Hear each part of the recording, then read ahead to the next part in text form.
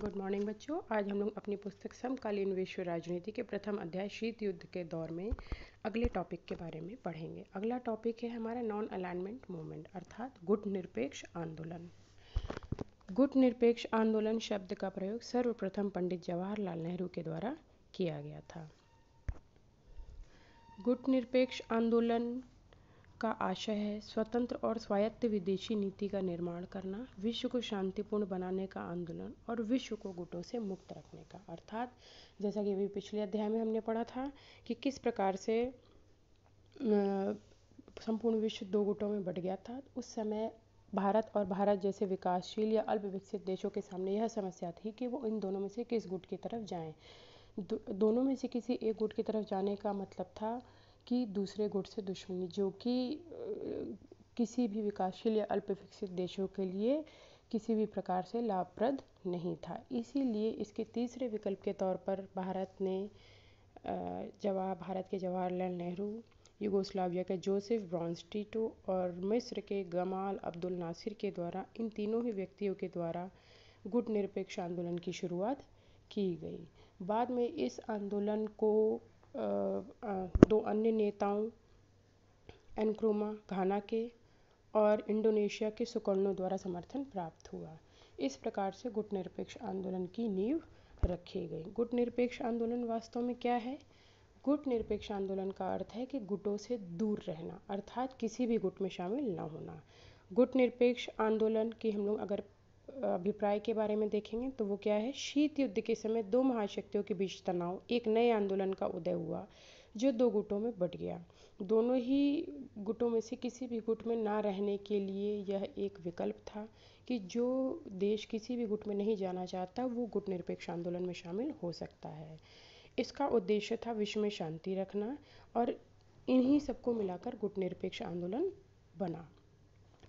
गुट निरपेक्ष आंदोलन महाशक्तियों में शामिल न होने का आंदोलन था, लेकिन ये अंतर्राष्ट्रीय मामलों से अलग थलग नहीं था। अर्थात गुट निरपेक्ष आंदोलन में शामिल होने का तात्पर्य यह नहीं था कि हम विश्व के मामलों से स्वयं को अलग थलग रख रहे हैं या हमें उनसे कोई सरोकार नहीं है। वास्तव में यह पृथकतावाद से अलग है। पृथकतावाद क्या होता है? पृथकतावाद से अभिप्राय ऐसी नीति से है जिसमें एक देश खुद को अंतर्राष्ट्रीय मामलों से अलग रखता है, अर्थात दूसरे देशों से कोई संबंध नहीं रखता। किंतु गुट निरपेक्ष आंदोलन पृथकतावाद पर आधारित नहीं था। गुट निरपेक्ष आंदोलन स्वयं को विश्व मामलों से जोड़े रखता था, अर्थात सही और गलत को देखते हुए गलत का साथ ना देना तथा न्याय के साथ रहना ही गुट निरपेक्ष आंदोलन था। यह किसी भी तरीके से पृथकतावाद नहीं है, क्योंकि यह संपूर्ण विश्व अपने आप को अलग नहीं रख रहा था। पृथकतावाद तो वास्तव में एक ऐसी नीति है जिसमें एक देश खुद को अंतर्राष्ट्रीय मामलों से अलग रखता है, जबकि गुट निरपेक्ष देश दोनों ही महाशक्तियों के गुटों से अलग रहते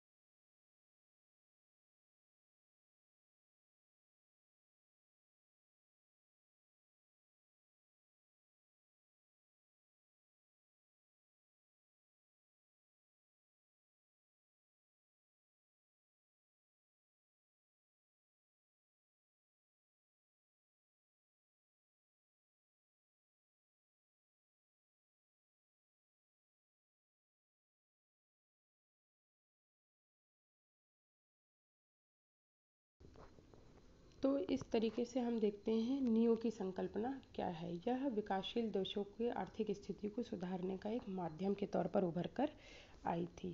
अब जब हम अगले टॉपिक पे बात करते हैं कि भारतीय विदेशी नीति, जैसे गुटनिरपेक्ष आंदोलन अभी हमने पढ़ा, तो उसकी आलोचना क्या है, क्या उसमें कमियां क्या हैं। सबसे पहली चीज़ है गुटनिरपेक्ष आंदोलन में सबसे पहली कमी जो हम देखते हैं वह है भारत की नीति में स्थिरता नहीं है। अर्थात भारत की विदेशी नीति कहती है कि किसी महाशक्ति में शामिल नहीं होंगे, किंतु परिस्थितियों के अनुसार जब बांग्लादेश बनने की स्थिति आ रही थी नए देश के रूप में, तो उस समय सोवियत रूस से भारत को सहायता लेनी पड़ी। दूसरा, भारत की नीति सिद्धांत विहीन है। अर्थात कहने को है कि कोई किसी भी गुट में शामिल नहीं होगा, लेकिन अनेक शक्तियों राष्ट्रों के द्वारा महाशक्तियों को साथ संधियां की गईं। अंतर्राष्ट्रीय फैसले से भारत ने सदैव बचने की कोशिश की कि कहीं उसका फैसला किसी एक देश को रुष्ट न कर दे। 1971 में जब सोवियत संघ से भारत ने मदद ली तो उसे गुटनिरपेक्षता का उल्लंघन कहा गया और दोनों महाशक्तियों से लाभ प्राप्त करने की कोशिश भारत के द्वारा की जाती रही, जिसके कारण भारत को कहा जाता है कि भारत ने स्वयं ही गुटनिरपेक्ष नीति का पालन नहीं किया। जैसे हम देखेंगे कि भारत ने कहा कि कोई भी देश किसी भी देश को अपने यहाँ सैनिक अड्डे नहीं बनाने देगा, किंतु मिस्र, पाकिस्तान व अमेरिका सामरिक गठबंधन के सदस्य बन गए। सऊदी अरब, वियतनाम ने अपनी भूमि पर महाशक्तियों को सैनिक अड्डे का निर्माण करने की अनुमति दी। सिंगापुर, श्रीलंका और मलेशिया और इंडोनेशिया जैसे महाशक्तियाँ भी सैन्य गठबंधन में शामिल हो गई। तो इन सब वजहों से गुटनिरपेक्ष आंदोलन के जिस उद्देश्य से शुरुआत हुई थी वह उद्देश्य पूर्ण होता नहीं दिख रहा। इसके अलावा गुटनिरपेक्ष देश राष्ट्र स्वयं ही उसका पालन नहीं कर रहे थे। सभी देश गुटनिरपेक्ष आंदोलन को प्रारंभ करने का उद्देश्य था निशस्त्रीकरण, किंतु परमाणु शक्ति संपन्न देश शस्त्रों की होड़ को अपनाने में लगे हुए थे। वो चाह रहे थे कि शेष विश्व को इनसे वंचित कर ज़्यादा से ज़्यादा हथियारों का प्रयोग किया जा सके, उनका विकास किया जा सके। साथ ही विकासशील देशों को आर्थिक एवं सैन्य सहायता प्राप्त करने के लिए विकसित देशों की कठोर शर्तों को मानना पड़ रहा था।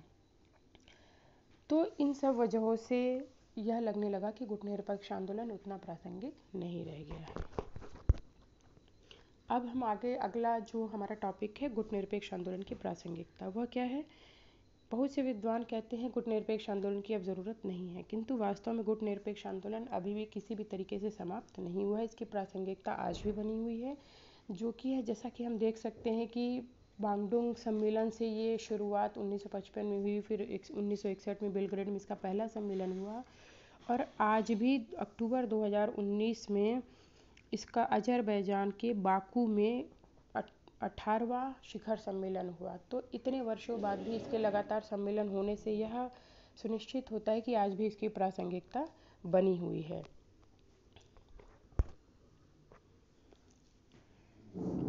क्योंकि गुटनिरपेक्ष आंदोलन न सिर्फ दोनों महाशक्तियों में विलीन होने से अपने आप को बचाता है, बल्कि यह उत्तर दक्षिण संवाद का भी एक माध्यम है।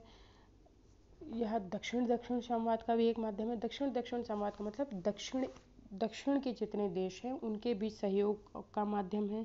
दक्षिण के देशों के बीच आर्थिक सहायता और सहयोग का एक माध्यम है। साथ ही यह विभिन्न विकासशील देशों के बीच परस्पर सहयोग और समन्वय में वृद्धि करता है। यह सुरक्षा परिषद में जो 5 स्थायी सदस्य हैं, अमेरिका, ब्रिटेन, रूस, चीन, फ्रांस, उनके अलावा यह अन्य विकासशील देशों को भी उसमें शामिल करना चाहता है, उसके लिए वह प्रयत्नशील है। साथ ही यह वैश्विक आतंकवाद, पर्यावरणीय समस्या, नशीली दवाओं के बढ़ते व्यापार जैसी समस्याओं को भी अपने मंचों पर लेकर आता है।